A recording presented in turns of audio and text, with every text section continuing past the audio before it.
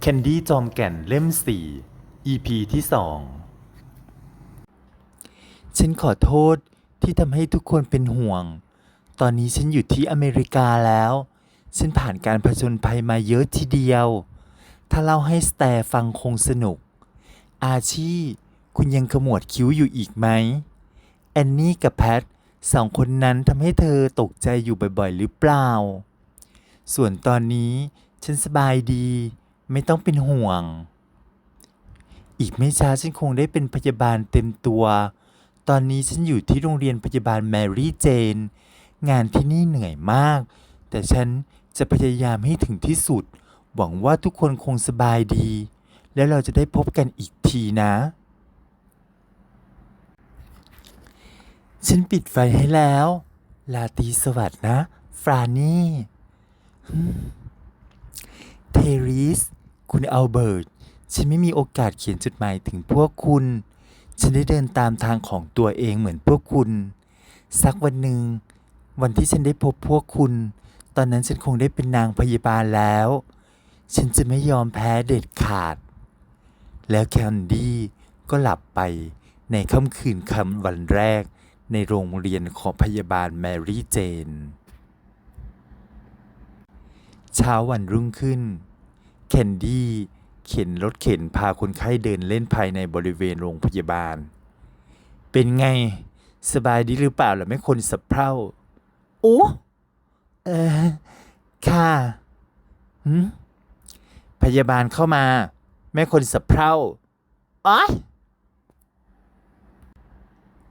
ครูใหญ่เลิกเรียกหนูว่าแม่คนสะเพร่าสักทีได้ไหมคะ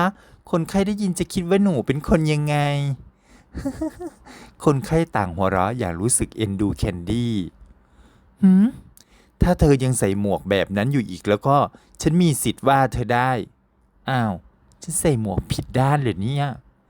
นอนกันได้แล้ว อยากจะหายเร็วๆกันหรือเปล่า คนนั้นน่ะห่มผ้าดี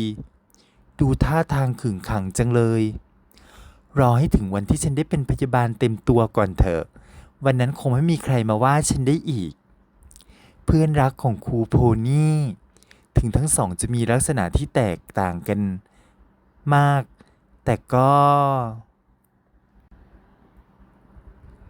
ฉันว่าในใจของท่านคงมีแต่ความเมตตาเหมือนกัน ซึ่งมันเป็นความเมตตาที่หาได้ยากในสมัยนี้ แล้วตัวฉันล่ะ จะเป็นเหมือนครูใหญ่หรือเปล่า แย่จัง คนไข้หัวแข็งย้ายมาอยู่โรงพยาบาลเราอีกแล้ว ฉันไม่เข้าใจพวกเศรษฐีพวกนี้เลย ฟรานี่ เธอต้องเป็นคนดูแลเขา คนไข้เอาแต่ใจยากอย่างนี้คงไม่มีใครทำได้ดีเท่าเธอ รวยขนาดไหนกันเชียว เห็นบอกว่ามีที่ดินเป็นหมื่นไร่ แถมมีทะเลสาบล้อมรอบคฤหาสน์ด้วย แถมมีบ้านพักตากอากาศอีกนับไม่ถ้วน เฮ้ฮะ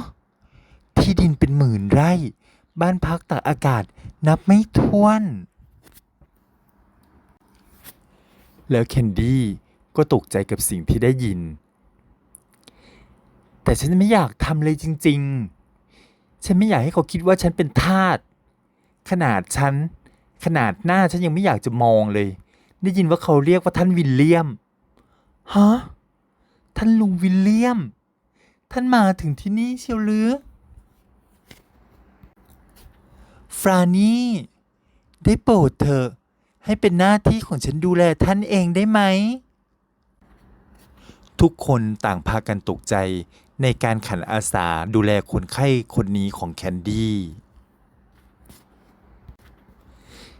ยังไงฉันก็อยากเป็นคนดูแลท่าน